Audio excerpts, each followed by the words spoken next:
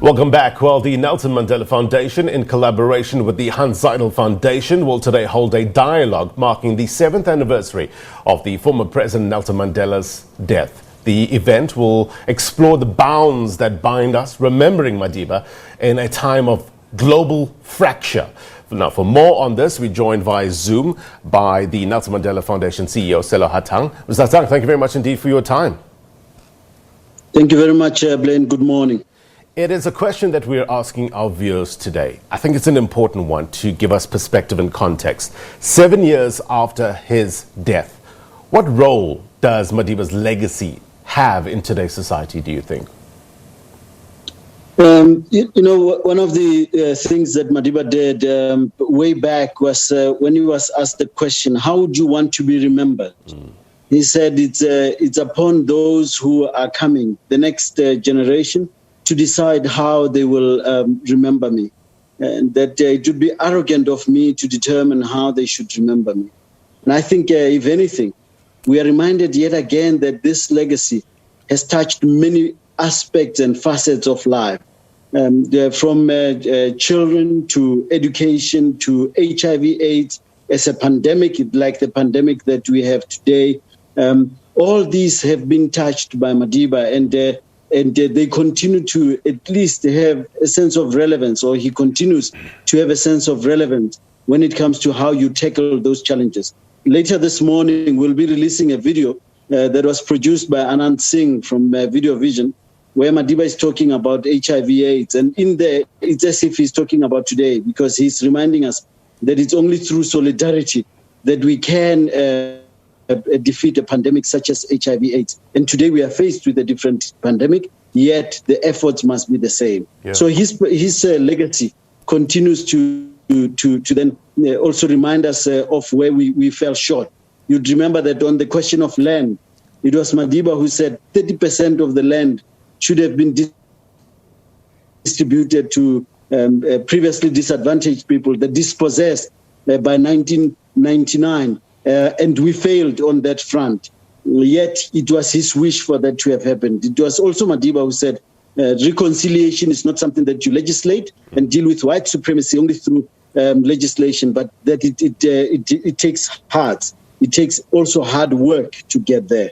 So we are reminded of those messages today. He was almost pedantic, one would say, about racial unity in South Africa. I'm currently reading Barack Obama's presidential memoirs called A Promised Land. And, earlier on the book, it's over 700 pages, he talks about Madiba and how, when he was considering a run for president, he visited South Africa, part of this, I think it was a 17-day tour through Africa, and he headed out to Robben Island and stood in that tiny cell where Nelson Mandela had passed many years in prison, keeping his faith that one would say change would come. He reflects on that. And I guess it just talks to how much of an impact Madiba had and still has, and in this case, the first black president of the United States of America. Again, it shows you how global it is, and if one thinks of this as how people decision making for politicians also goes deep, that you then think, how do I become a better person, a better leader? In the role that I'll assume should I be elected as president. So in the case of President Obama, those were questions that bugged him. How do I become a better person? And I think if we are to do anything as a nation state, is to always ask ourselves, what's my responsibility as a leader? Am I going to be the one who's going to inflict pain on those who are still to be born? Or am I going to be healing the pains and the wounds that they have? We are, as South Africans, we are wounded people. And Madiba's legacy is part of the healing, we hope. And again, to show you how impactful this legacy is, you'd remember that today we have the Mandela Walk and Run, and tomorrow, today and tomorrow.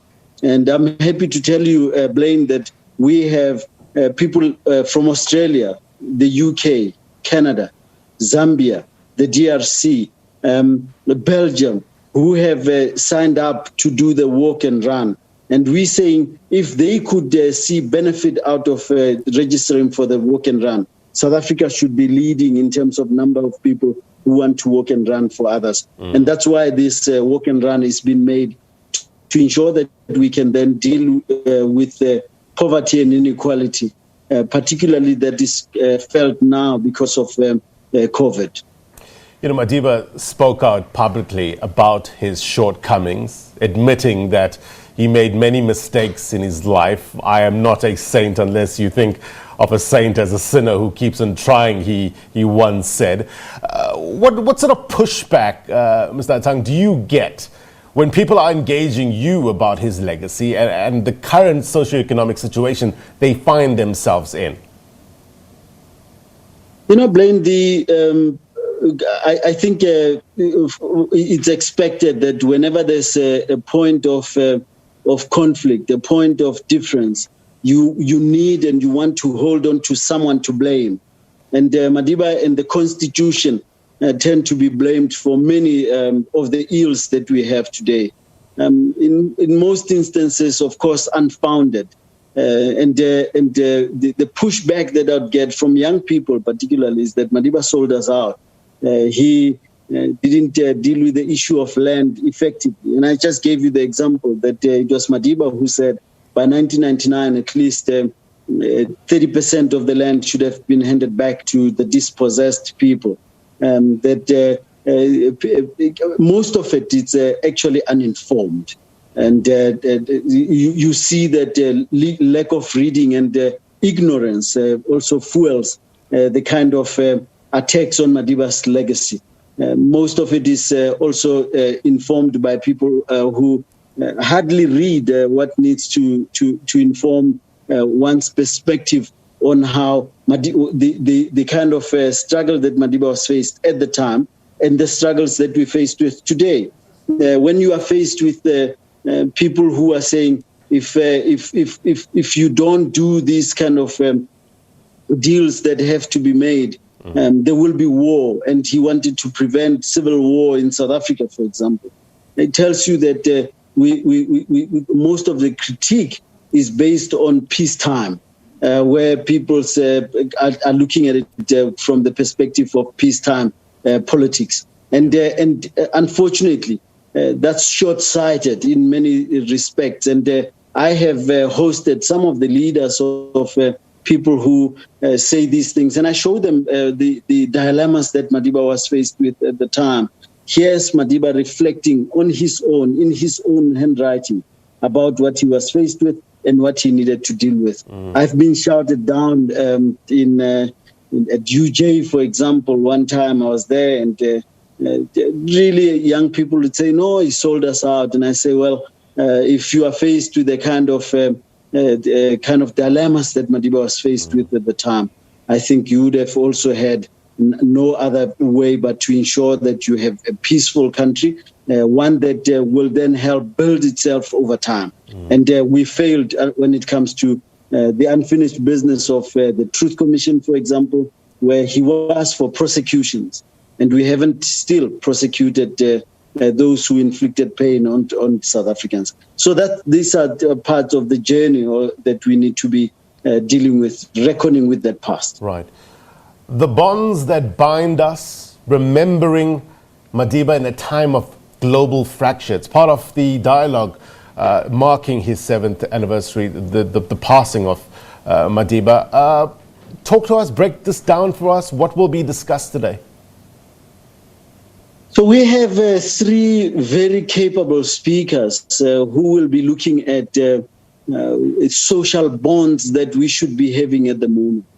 What in South Africa we tend to call social cohesion. We are a cohesive nation, but the bonds that hold us together are fractured now, particularly because nation states are now looking after self-preservation instead of global equity. If you look at the distribution of the vaccine, for example, how people have decided we've got the money to pay for it, therefore we will grab it first And it doesn't matter what those countries in the developing world have to go through. We have the money to pay. We will then pay the prime price for it without even thinking about global equity.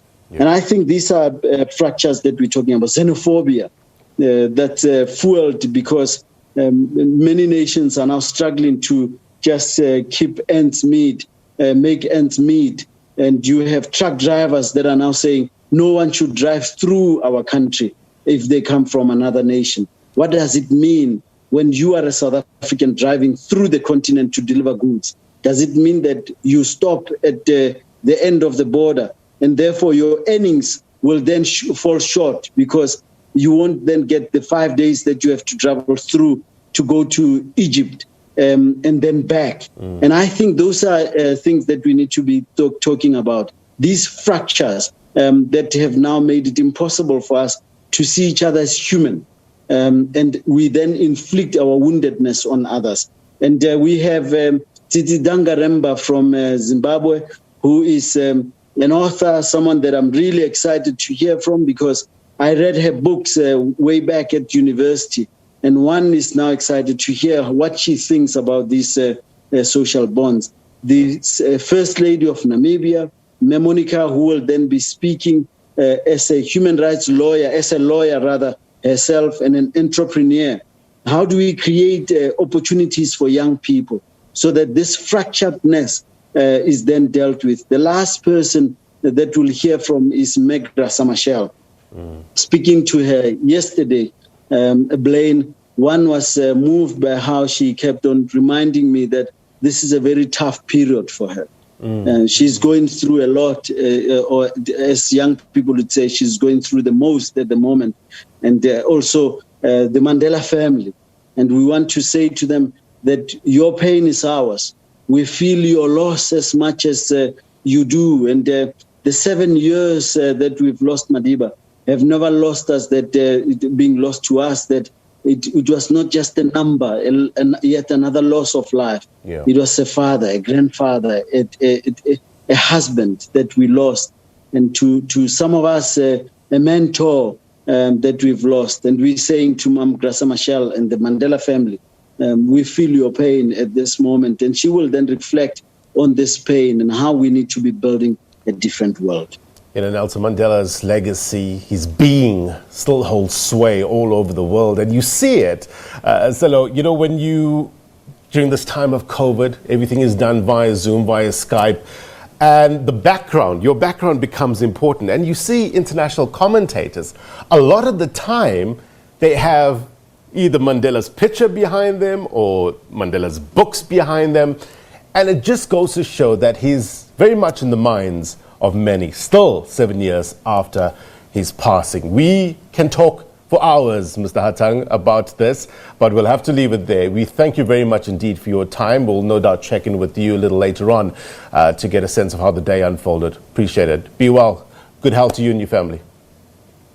Thank you very much, Blaine. All right, that was Sello Hatang, Nelson Mandela Foundation CEO.